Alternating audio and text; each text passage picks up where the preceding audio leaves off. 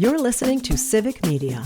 You can tune into any of our live shows on any radio station across the state with the Civic Media app. Find us in your phone's app store and listen anytime, anywhere.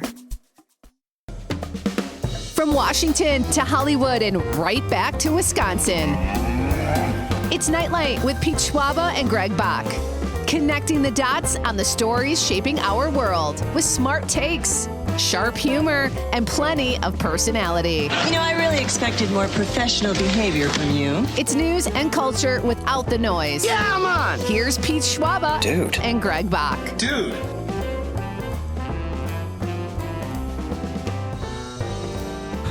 Hey, welcome to Nightlight, ladies and gentlemen. Happy Monday. It is, I like to say it's finally Monday because I look forward to being back on the air and talking about the fun, cool stuff I get to talk about on a weeknightly basis with my co-host, Greg Bach, who joins me from downstate. I am upstate, and Dom is in Madison. It's great to be back on the air with you guys. How are we doing? I'm doing quite well. Happy Easter Monday to those who celebrate. I have to say, I don't know that I've heard that term before, Easter Monday. Mm-hmm. It's not and a federal I celebrate holiday. Easter. I went out to brunch yesterday. I think that means I celebrate Easter. That just means you went to brunch. I sure did. It's not a federal holiday, but it's actually recognized as a day. Like if you look at calendars, it will say Easter Monday, which to me fits into my question that I asked as a young kid in Catholic school. You say that he died on Good Friday and rose 3 days later. That's Monday, not Sunday. That's 2 days later. And I always would get in trouble when I was being totally serious with my question. But now this here Easter Monday makes everything make sense.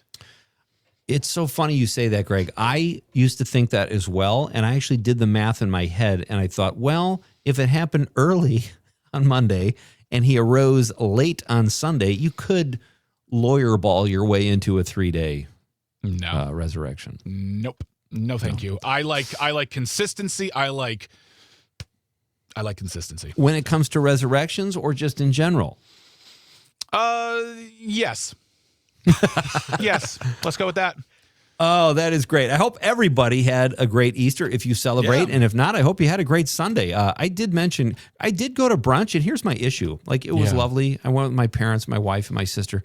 Mm-hmm. Boy, by the second time you go through a brunch line and those tongs or those handles are resting in the food, game over. Yep. It's like, I'm not eating that. You know, it's terrible. It's kind of unsanitary. Oh, I thought you meant like the temperature of the tongs or something. I wasn't sure. No. Really? Oh God, I don't care. People's grubby fingers on it, and then now they're in the food. Come on, we're better. Oh, than I see what you're saying. Yeah, I'd still just pick it up. I'd pick up the eggs with my own hand. I wouldn't even need tongs. I don't care. That's worse. That's the world. It's the world we're living in. My goodness. I think you're a pretty clean guy, Greg. I'm making an assumption. But I still think that's maybe worse than the tongs. It's gross. It's gross. We didn't do anything on Sunday. We had a big very active Saturday. There was a lot going on Saturday. We ate our own human weight in food at a place called House of Gerard's.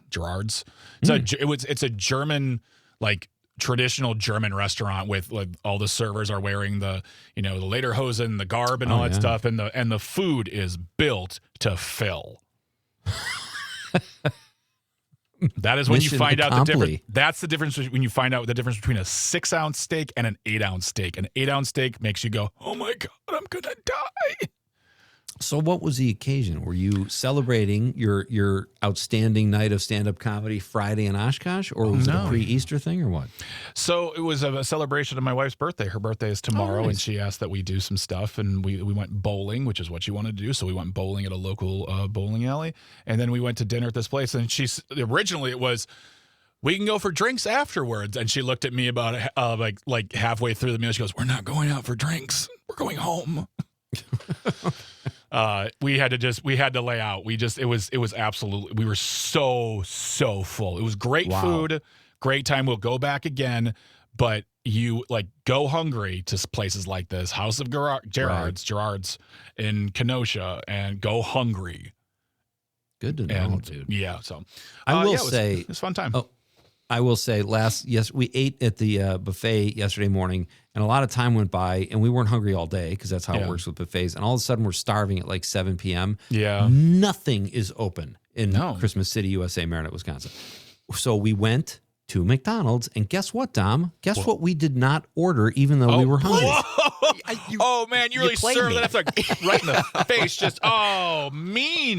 Well, so you didn't have an Archburger. You didn't have an Archburger. We did not, and my wife looked at it on the menu. She goes, "That looks gross." So she got a fish sandwich, which I don't know how less gross that is, and I got a Big Mac. But we did not go for the Archburger, and it was right there. I probably won't be back to a McDonald's for 5 months, and I still passed up my opportunity. It's still the same amount of whatever. It's just a smaller portion. Right. And tastes Exactly. like, you really can't. Don't go getting like all up in your high horse and forget how you were raised when you're like, I got a fish fillet instead of a big arch. Listen, bikini Yeah. season is right around the corner. I could Oh. see why you go for the fish fillet over the big arch for both of us. But anyway, hey, we have a great show tonight, guys. And I would like us to introduce the guest, Greg. And then I do want to hear about your stand-up gig because I was kind of living vicariously through you. That's kind of cool that you had a stand-up gig. I had one in February, and I don't know how often you do that. So I do want to hear about it. But we have a great show tonight. Tom Di Liberto will be here. He is a climatologist and award-winning science communicator. Yeah. Very excited to talk to him about all things weather. And then my pal Frank Anderson, and soon to be Greg's pal, will be here in the second hour. Frank is the founder of Wisconsinology.com, and he can tie anything to our state of Wisconsin. He is very patriotic when it comes to WI, all caps. He will be here in the second hour, so that'll be fun.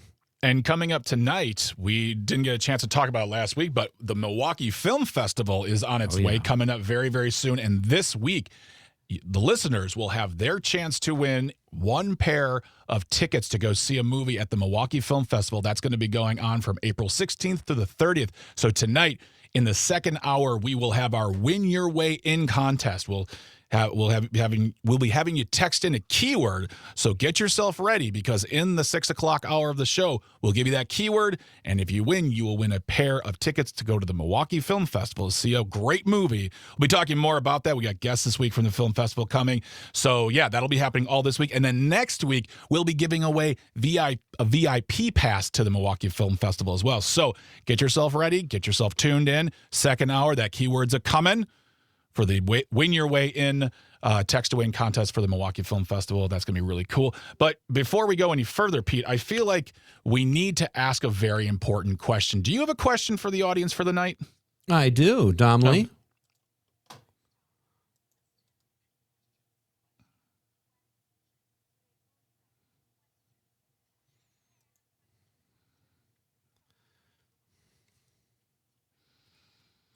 What is the best TV show theme song? That's a great one. What is the best TV show theme song, folks? Have fun with this tonight. We all have those songs, the shows we loved growing up, or even now. What is your favorite? Let us know at 855-752-4842, 855-75-CIVIC. You can also text us on the Civic Media app, which is very easy to use, and you can take us with you wherever you go. And you can also drop us a stream comment if you're watching the radio on YouTube, Facebook, or X Twitter. So be part of the show and let us know what your favorite TV theme show is. So many great ones to choose from. Dom, have you given that question some thought? I have, but I'm going to wait on it. Good. I do. I have a good one. All right. I have a good one. All right, very good. I just want to make sure you're ready. Born ready. Okay. So before we get to our three big stories, Greg, how was the stand-up? Did it go well? Did you crush? It was fun. I had a really good time. I did 15 minutes at a place called Fifth Ward Brewing Company. My friend Matty Field, he's a really, really, really good buddy of mine. Excuse me as I hiccup a little. I'm still getting over yesterday's or Saturday's dinner. I barely ate anything yesterday. By the way, I was so full that I barely ate. That's how much food there was. But the show on Friday was really fun. I did 15 minutes. I was a feature. I was the second feature of. There was 4 total comics, and I think I had a good time. I had a good time. I think they had a good time. They laughed. I tried some new stuff that I've been wanting to do for a while, and it was a good time. It definitely makes me want to do it more. It's just finding that right flow and balance within the life, saying like, I'm not going on the road anytime soon. And I'm not, like, we're going to fly you out to wherever to do some, no, so we'll see what happens, but it was a good time and I did miss it. And it's nice to be able to know that I can like stand on stage and still be able to do it.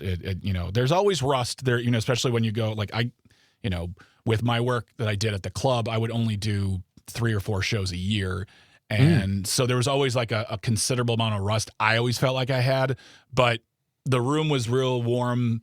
The people were really laid back. We had a really good time. So it was fun. That's awesome. And I have some, and of course I didn't record it because I'm like, I don't want to record. I don't want to listen back to this one. And I should have, because there was some good stuff in there that I want to reuse for like, and rework, whatnot. So it was good. We'll see what happens next time. If there is a next time. Glad to hear it. That is fantastic. Yeah. Outstanding. Well, that's a news story, but let's get to our other 3 big stories of the day. Dom, if you please.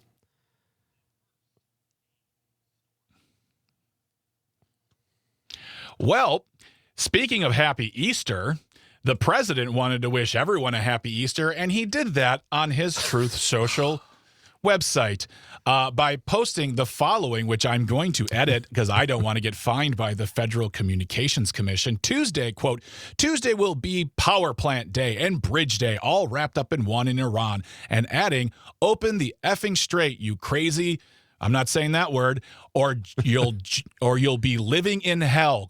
All caps, just watch. Not even like a ... By the way, happy Easter. It was just that on Easter Sunday. But by the way, also, quick question for everyone out there. Do you think that, the Army wants him saying what they're doing? Yeah. Or maybe in the fact of they don't think they're not doing that at all. They're like, we had no plans on doing that. We're just trying to figure out what you guys want. Next to Pete Hegseth firing all these generals, but that's for another day to talk about. But yeah, that's what he tweeted on his Truth Social website. Very, very in the realm of Easter celebrations. He might, I'm just guessing, he's the first president to drop an F-bomb on Easter in an address to the entire country. Yes. He's breaking those records every day. It's great. It's wonderful. I mean, you just said, it was interesting what you just said, Greg. I don't want to break any rules here or get fined by the FCC. Well, he's the head of the FCC by default, and he's the one putting this stuff out there. I mean, it was like, it gave us something to talk about over brunch, I will say that, but it was a little crazy and a little unhinged. Oh, a little? Well, for him. He went on to say that, in another post, because he posts 38,000 times a day. Yeah. He said, quote, rescued the seriously wounded and really brave F-15 crew member / officer from deep inside the mountains of Iran, calling the operation an amazing show of bravery and talent. And that's great. I'm glad that person was rescued. That's wonderful. He went on then to say, the U.S. military sent dozens of aircrafts armed with the most lethal weapons in the world, his tweets, to retrieve them. He sustained injuries and will be just fine. Well, you're not a doctor, so stop saying that. But it's just like, this is a man, by the way, we've never talked about this. This is a man who doesn't get daily reports. They show him sizzle reels of what's going on, and they show him explosions every day. So he's like a little kid who's like, yay. So all of this delivered for you on Easter Sunday. Yeah. There was all kinds of rumors about the president, too, over the weekend that get kind of crazy, too, on social media, speaking of social media. But we've got more news coming up. We've got a couple more big stories we'll get to after this very short break. We are so glad you're here, folks, on this Monday. What is your favorite TV theme show song? Text that in and be part of the show. We've got 2 great guests, a fun question, and lots of stuff still coming up. This is Nightlight with Pete Schwaba and Greg Bach on the Civic Media Network. You're listening to Civic Media. Stay up to date on the latest news and information for your local community and Wisconsin by signing up for our free email newsletter. Visit civicmedia.us/email to get started. Welcome back. This is Nightlight with Pete Schwaba and Greg Bach. That is Dom Lee spinning the tunes and working the board on this Monday night. Hope you're having a great day and a great evening, and I hope we hope we make it even better, folks. We got Tom Liberto will be here. He is Di Liberto. Di Liberto, I'm sorry. And he is our first guest tonight. He is a science communicator. and a climatologist, award-winning in both areas, and he'll be here to talk to us about weather. And then Frank Anderson, our pal from Wisconsinology.com, also a documentary filmmaker and commercial director and all things show business. He'll be here in the second hour. That'll be fun. Right now, we were in the middle of our two remaining news stories.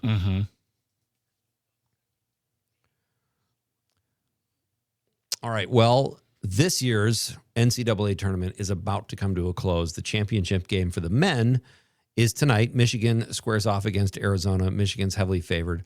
Also, we need to mention the UCLA Bruins women's basketball team won their first ever national championship. Greg, what do you think about that? Fantastic. They beat South Carolina handily 79-51 to win their first ever. That is, I love it. I love it. It's their first since they had and UCLA women's basketball has been in existence for 44 years now, and their first time they get to cut the net. See, I know what happens. I know things. Everyone who beat me up in middle school for not knowing women's basketball. That was a tough school. Yeah.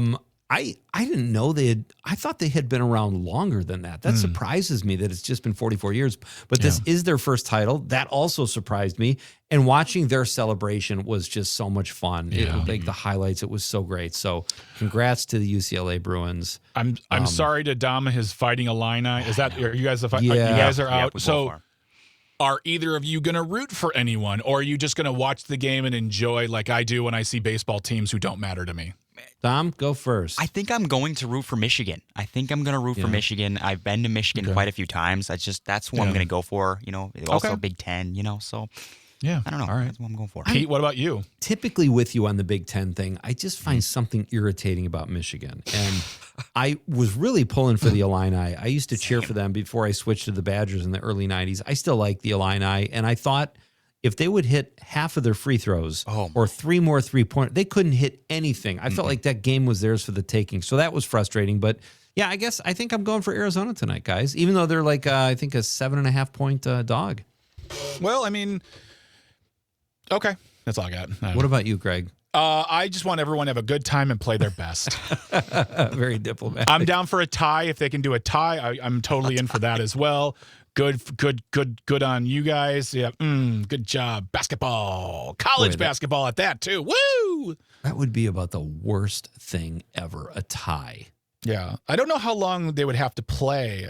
I feel like it's one of those things where they would say, like, if it, like, let's say well, here's a question. So, like, in hockey and in soccer, they'll do shootouts in games to, like, settle ties. And I know there's some rules, like, with championships, like, they'll say, no, just keep going until someone wins. Is there a rule in basketball? Does it keep going overtimes? Or maybe do they say, call it for the night, we'll meet back tomorrow and keep playing? Yeah, I think it goes until someone wins. So it could be like 14 overtimes until someone ends up getting they the would. W. And I don't know this 100%, but I know this 100%. There's no way there would be a tie under any circumstances for this game. You heard it here, folks. Pete, come at me. Pete making his assumptions and he's projecting. There cannot be. It's impossible. There's no way. Coming to you straight from Christmas City, USA. Go Zona. Go Zona. Go Zona. All right. That sounds like an Arizona tea line. Arizona iced tea. Go Zona. That would be even better if that's what they were named after in Pete, Michigan. All right. It's time for our third big story. All right.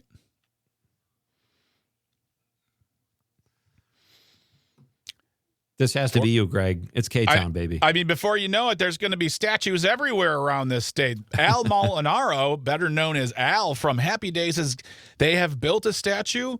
This has been done, and it will be installed in Kenosha by the port. We're working on getting the artist on the show to talk about this. But here's the thing: is I didn't know that Al Molinaro was from Kenosha. I didn't know he was from Wisconsin. If everyone can't shut up about Mark Ruffalo being from Kenosha, but Al Molinaro, my goodness. So he will be getting a statue emblazoned onto the property, to the city limits of Kenosha, celebrating it. I just love this. I personally love this. And I know I'm about to say something wildly unpopular. I love this more than the bronze fawns. So I think that statue is a weird addition to Milwaukee. I know everyone loves it. People go to it all the time. It's a huge tourist thing to a certain extent, I guess. But is a character. It's like the Rocky thing in Philadelphia, and Bill Burr's made that joke. I'm not going to rip off his joke, but just like, let's get real people some statues. Like we got the Crusher in South Milwaukee. Amazing. Yeah, I'm kind of with you. The Fonz thing is fun, but Al Molinaro's a real guy, really from Wisconsin, who played the same character. Like, that's fantastic. And the Fonz thing, I love. Growing up, I love the Fonz. I've talked about this before on the show. Like, when I was, there were so many Italians in my neighborhood in Chicago, they wouldn't even say, "Did you watch Happy Days last night?" They would say, "Did you see the Fonz last night?" They just love the Fonz. So I love the Fonz, but you're right. He's a fictional character, and it might be different if they actually filmed the show in Milwaukee. In any way, shape, or form, period. Right. One, like even like an inch of film, but no, not at all. But I love the Al Molinaro statue. Love that he's from Kenosha, and then they're putting it there, and he seems like a great guy. And the Happy Days theme song could be in the running for an answer from someone for Question of the Night, which is what is your favorite TV show theme song? That is our question of the night. And don't forget, in the second hour, we're going to be giving you that keyword in our Win Your Way Into the Milwaukee Film Festival. So get your device ready. Get ready for that keyword. We'll give that to you in a little while. Great film festival. And we are coming back very shortly, folks, after the news with our new friend, climatologist and award-winning science communicator, Tom Di Liberto. He will be here. We're talking all things weather. What better for Wisconsinites? It's Nightlight with Peach Schwaba and Greg Bach on the Civic Media Network. Welcome back. Great tune. You like Talk, Greg? I do. Yeah, I can't say that I'm the biggest fan, but like songs like this are great. I mean, it just also has those songs that just like punch you in the gut nostalgia-wise for a certain decade? There is those 80s songs that have like what you're just hearing now, that synth sound. You're like, 1983, 1987. You're like, middle school, grade school. Absolutely. Yeah. New Order, love all. I love those 80s too. Oh, yeah. Yep. Hey, welcome back, folks. This is Nightlight with Pete Schwaba and Greg Bach. I am coming to you live from Christmas City, USA, and Greg is coming to you live downstate from me from the world fabulous K-Town, where the new home of the Al Molinaro statue. Congrats to you guys, Greg. That's a coup. Well, not to be that guy, but I'm in Racine. Yeah, but you live okay. You live in the suburbs, which is K-Town, or is it the other way around? I don't know. We tried to get that statue here in Christmas City, but you guys beat us. Wait, what? How did stop it? Don't try to crack jokes covering up the fact that you don't know where I'm at. And also, by the way, I'm just watching my computer melt down in front of my face. I'm fine here on the live stream, folks. I'm here, but one of my computer screens is just like, yeah, we're done working right now. That just happened with me too. I love technology so very much. We are currently waiting on our guest Tom Di Liberto right now. He is a award-winning climatologist and weather communicator, and hopefully he'll be joining us in a little bit to talk about the work he does and whatnot. And so really quick though, like we were talking about it before, Pete, as far as like the stand-up stuff, we're so excited about me doing stand-up, and I really appreciate that because, I do it so infrequently that I get, like, very, like, should I be doing it? Like, I get very insecure. I'll be totally honest with you. Like, all jokes aside, I get very insecure because I'm surrounded by comics who do it, like, 3-4 times a night, or many times a night, many times a week, a month. They tour, so I kind of feel like, oh, should I be doing this? And that's all, in my head. But, like, for you don't do stand-up as much as you used to, of course, but, you still get opportunities. What do you feel like when you are like, someone says, do you want to come do a gig? Not like a big event to host, but like just, hey, come to this little theater or come to this bar, do 20 minutes. I feel nauseous, Greg. Really? Really? I just don't I did it full time. It's weird because it seems like it was a much bigger chapter in my life, but I was a full-time stand-up from like 90 to 97. When I moved to LA, I kind of went up around town a little bit, and then I kind of segued into writing, and I just sort of stopped. I would do it occasionally, like if a buddy called and said, hey, come and open for me, I would do that, and I would love that because you get to hang out. But it's been so long since I've done it full time that I do get kind of a pain in my stomach. Yeah. I'm just nervous. Like, I still write jokes down throughout the course of the year because I host this football fundraiser up here in Christmas City, and that whole day I'm kind of nervous, and it's not a fun day. When I get on stage, it's fine. Yeah. And, sometimes I get really good laughs, and sometimes I put something out there I think is a great joke that does okay, and I'm like, that's a better joke. Oh, it's because you're not really a stand-up comic anymore. You don't polish it up and know how to perform it. So, I don't know. That's how I felt. So I was excited for you. I was like, this is fun, because that was a great time in my life. And I remember, not ever getting nervous. And I sometimes wonder how I got there. Even when I would go on TV, I'm like, I'm not really nervous. You know your act, and that's all you can do, right? Yeah, exactly. And there have been moments of nerves, and I think that usually comes with the location. So if it's a location with a lot of people, or I feel like, like when you're opening for somebody that you really respect and like, and you're going to set the mood. If they don't like you, them not liking you might make them not like the person you're opening for. So that's how I would get nerves. I never got nerves like, there are so many people, like I don't know what to, like I knew what to do.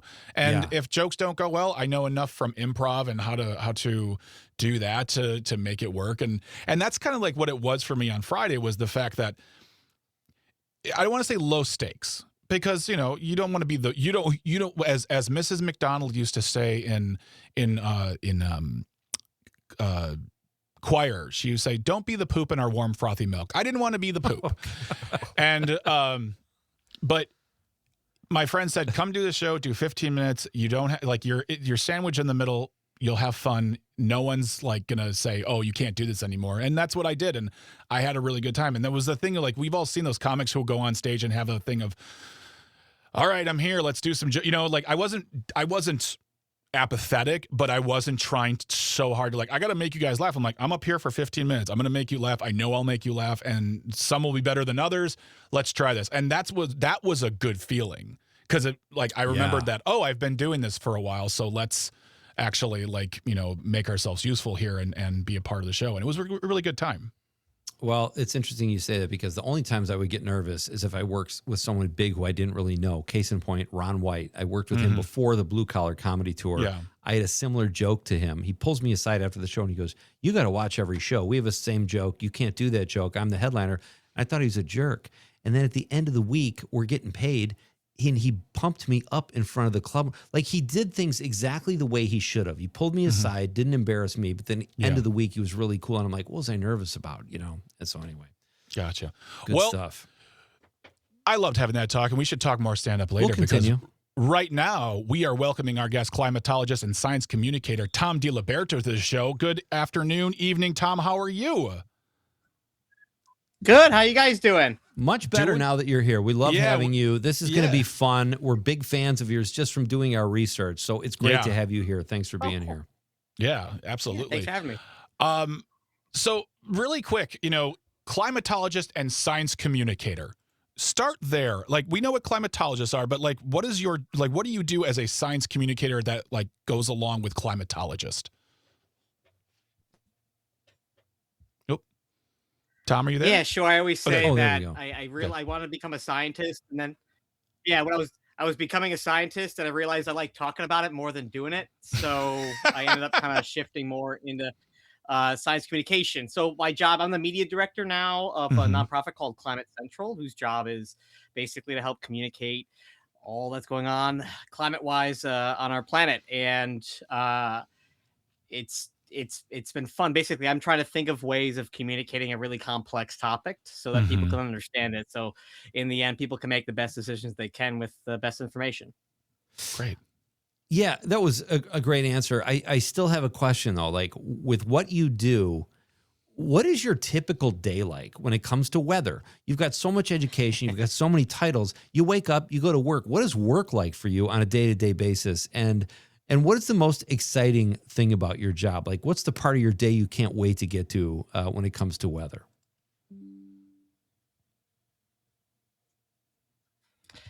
Yeah. So, like, it gets back to the beginning of why I got into this field to start. Like, I've wanted to be a meteorologist, climate person since I was like 8 or 9 years old. I was always like super interested in the weather. I always wanted to be that kid in elementary school that was able to tell the rest of the class when there was going to be a snow day or a snowstorm would pop up.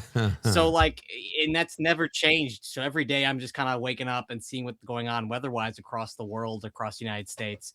But my day to day, there's always something going on somewhere. There's always some extreme occurring. There's always something that needs to be explained. So normally when I wake up, I'll take a look at what's going on, not only across the United States, but across the entire world. And I have these other kind of projects where trying to figure out the best ways of communicating these really huge planetary style things in a way that like is understandable to someone who may not ever see or experience that in their own home. So it's neat because every day it's something new. Every week it's something new. And I'm also a big fan of not knowing what's going to happen next. So there's no better business to be in than when it comes to weather. And then talking about the climate too, because there's always some aspect of not really knowing what your day is going to look like. So it's just kind of embracing the uncertainty. In today, climate versus weather and talking about like one of the climate change was never the easiest topic to discuss, but I feel like in the past couple of years, it's been even more difficult. How do you approach shifting attitudes or like maybe the questions you get as far as like, explain this to me and like, you know, as you say, make it bite-sized, make it understandable while not trying to change people's minds, but like making them understand this is the world we live in. And no matter who you vote for or what you believe, the weather is weather, climate is climate, and this is how we need to approach the topic. Yeah, for sure. Well, the first thing I always say is I would be very happy if people put me out of a job and stop climate change. By all means, that's cool. Whatever. I'll take one for the global team if that's the situation. You're a sport. Yeah, I'm a good sport, you know? And like the one thing I always, you know, as someone who's managed at times government climate accounts, like government social media accounts for the government, and I have had to deal with people yelling at me. One thing I learned early on, and statistics surveys have proven this, that the people who are truly dismissive of climate change is like 9 or 10%. And that's held steady for like over a decade now. The thing is that 9 or 10%, they're so loud. They're so unbelievably loud. So I try not to like overly worry that like I'm going to convince their mind, like change their mind. And the one thing I usually go into is at the end of this conversation, I hope the person, whether they agree with me or not, sees me as a human being and can imagine themselves talking with me about some other topic besides climate change. Like we could talk about literally anything they want. And like, that's a success for me. And because in the end, you know, I can only do so much. It's of the people themselves to be able to change their own views. But I'm always very clear, like I'm not in this I always joke, I'm really good at math. If I wanted to make more money, I would do something besides this. So it's, you know, it's purely out of a love of the atmosphere and just being scared of what the outcomes are that I'm just trying to say this. There's no ulterior motives here. I'm not making any extra money off of this. Right. Oh, that's a great answer. Wait, you're not being paid by the intelligentsia billions of dollars to tell us about climate change? What? Oh, if I am, they're putting a direct deposit in an account I don't own. Tom, we have about a minute and a half to where we have to do a very short break, but I wanted to get this question. When it comes to climate change or weather, what do you make of this idea or prediction that states like Minnesota or Michigan and Wisconsin are going to become destinations in the next 20 or 30 years because of our water and maybe some global warming, hopefully? Will we be able to shake that Rust Belt rep? Yeah, there is some truth to that. So like if you take a look at the United States as a whole and you say, okay, what states are probably going to see the biggest impacts that's going to make it really, really hard to live? You say like, where are the warmest places and the places that have difficulty accessing water, which also tend to be a lot of those places. It's going to make it really, really hard to live. And they say like, well, the further north you go, that's the fastest warming place on the planet. So if you go too far north, it's too much of a shock. So there's like this sweet spot in the middle where the effects will still be, but not as bad if you have access to it. So a place that always gets brought up is right. You have Wisconsin, Minnesota, sometimes upstate New York kind of gets brought up. Places that get a lot of get a lot of water regardless. They might get more of it, so there might be issues there. There might be more invasive species, but there'll still be water, and it won't be a bajillion degrees every summer, making it impossible to go outside. It'll All right. still get hot, but let's not pick as up there. unbelievably hot as the Southeast and Southwest. Let's pick up right there when we come back after this short break. Our guest is Tom Di Liberto. He is a I'm just going to call you a weather expert, especially compared to me and Greg. We're coming right back. This is Nightlight with Pete Schwaba and Greg Bach on the Civic Media Network. You're listening to Civic Media. Find the latest news, information, and archives of all your favorite shows on the Civic Media website, civicmedia.us. Welcome back to Nightlight, folks. I am Pete Schwaba, sitting just upstate along the lake, as it were, from Greg Bach, who is in Racine at Radio Park. Our guest is Tom Di Liberto. He is a very decorated weatherologist. I'm making up words now, Tom. He's a climatologist, an award-winning science communicator who also used to work for, he did in the Office of Communication at the National Oceanic and Atmospheric Administration. Tom, I have I just want to say I was looking up your profile on LinkedIn earlier, and this kind of cracked me up. I was reading your titles. Host of NOAA's Climate Alive program, winner of the National Science Communication Competition, declared America's first scientist idol, and then it was improv comedian. What? And I was like, what on earth is that? Please tell us, where did you study? How does it become part of your job? And maybe you could segue into this cool thing, this show you have. Yeah, sure. Yeah, I've always wanted to do improv comedy, and I was getting older, and I found myself giving lots of talks on climate change and these sorts of things. And I live in Washington, D.C., and I now perform with the Washington Improv Theater here on weekends. Nice. I'm on a couple of house teams there, including one team I created, which is I feel like this might be only true in Washington, D.C., and if not, that's cool. I'm still going to pretend like it's the only one. I have a science-based comedy improv team called The Hypothesis, made up of just scientists and people who work in the science field. And we just kind of like invite scientists and people to give talks on science, and then we make comedy out of it. And I found it's incredibly helpful to me, because it makes me much more of an active listener when I'm like trying to come up with an idea. It makes me work better with teams and brainstorming things. Also, it makes it so I don't take myself too seriously. And I feel like that also helps too when trying to come up with ideas and ways of communicating things, but also makes me quite a weird person in the science field. There's probably not that many of me that have that sort of background. There should be more. I think there are more. They just need to trust themselves and get out there more. Nice. I think that I feel like everyone, regardless, everyone should take an improv class. I think it helps you with personal confidence. I think it helps you with interaction. I think it helps you with a lot of things. And I know a lot of individuals who've taken improv classes to help with their non-comedy jobs. And it's great. And plus it lets you reach out to a community. It lets you found family. I think that's absolutely wonderful.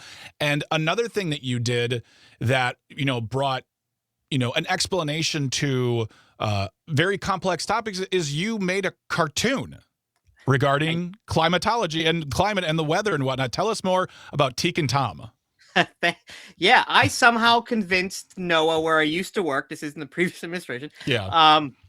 I convinced them to let me make a cartoon it's for 4th to 6th graders, about how basically the weather and climate happens on planet Earth and why we should care about it. It's called Teak and Tom. I'm the Tom. Teak is basically an alien student who comes to Earth on a school assignment about learning about the atmosphere of a planet, and Teak chose Earth. And then obviously when you come to Earth, you have to talk to somebody from NOAA about the atmosphere, and I'm the person. So it was probably the most rewarding experience of my life. And now it's great, because now there's a cartoon version of me that will never age. And I look wonderful as that cartoon character. And it's also been a lot of fun, like playing it for kids. I have 2 kids myself. So watching them enjoy seeing their dad turn into a cartoon character and get slimed in one of the episodes, but no more spoilers. I don't want to spare any more spoilers. Well, now I'm not watching it. Oh, sheesh. No, that's fantastic. I love that. I love that so much. One of the things that's said in your bio, too, is that you tell people how to stay optimistic about unpredictable forecasts and seasons. This particular winter here in Wisconsin, I found a little depressing because we would have snow all the time that wasn't forecasted. And even if it's just an inch or two, it felt like I was wiping my car off in the morning 3 weeks in a row. How do you tell people to stay optimistic about weather? And I love that's part of how you describe yourself, knowing that. Yeah, I think there's a lot of beauty in just like how complicated the world can be outside, and just to witness it. I feel like sometimes we get caught within ourselves a lot, and like there's a lot going on, and I've always found it incredibly calming to sometimes just be outside, just watch the clouds roll in. And the other thing I always say that makes me like super optimistic about like even when times are tough is that in my career, especially in the weather world, even when there's really horrible disasters or really depressing weather, it's amazing how people in communities pick each other up during those times. Whether it's after like a tornado outbreak or after a snowstorm, helping people shovel. And I always like that community aspect of weather. So it's interesting how weather tends to bring people together. Yeah. And I feel like optimism is born out of that kind of feeling of community and bringing people together. And weather's always one of those things. If you don't know what to talk about with someone, you can always talk about the weather. And that's one topic that's true no matter where you grew up, where you live, or anything like that. Right. I mean, yeah, if you want to kill 15 minutes to like 3 hours in Wisconsin, you can always talk about the weather, and we'll fancy ourselves, meteorologists in our own. It's like, well, it's raining today, but I hear it's supposed to be doing this, but you never know because it could be snowing in May, because that's just how it works in Wisconsin. It just feels like the old adage is, if you don't like the weather, wait 15 minutes, it'll change. But we definitely would love to have you back, Tom, to have and have further conversations about this. There was a lot we weren't able to get to today, but please come back. Our guest this evening has been climatologist and science communicator, as well as the media director of Climate Central. That will all be in our show notes so people can check it out. Tom Di Liberto is our guest this evening. Thank you so much, Tom, for being here. We appreciate your time. Yeah, thanks for having me. Tom. All right, when we come back, we're going to get to the question of the night. Plus, we are going to give you that keyword for the win your way into the Milwaukee Film Festival. So get your device ready. Give you that keyword in a little bit. Stick around for the news. Stay tuned. Stay close. You're listening to Nightlight with Pete Schwab and Greg Bach here on the Civic Media Network. The national news cycle never stops, but it can be hard to find news about your local community. Civic Media is dedicated to providing quality local and state news coverage across Wisconsin. With the Civic Media app, you can get notifications about local stories that matter to you and your community. Find the free Civic Media app in your phone's app store and choose notifications from the menu to tell us what kind of news you want to hear about.